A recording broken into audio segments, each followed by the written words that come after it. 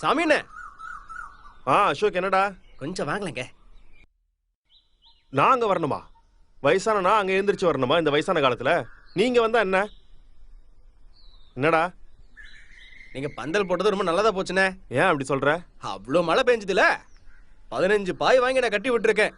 அந்த கணக்கெல்லாம் நீ இங்க பேசாத. ஒரு துளி மழை வெளியில போல எல்லாம் பந்தலுக்கு உள்ளதான் விழுந்தது. நான்லாம் கொடை பிடிச்சிட்டு தானே நின்னேன். விளக்கு கூட அணைஞ்சிருச்சு.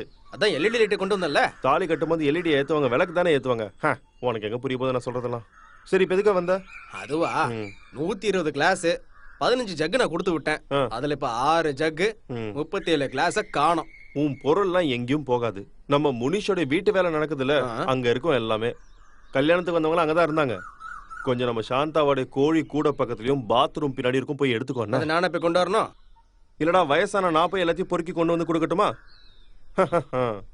அடுத்த பந்தல் கட்டணும்னா நீங்க மண்டையை தான் போடணும். எந்திரிச்சு ஓடிடு. காசு காசு காசு காசு நான் கொடுக்குறேன்.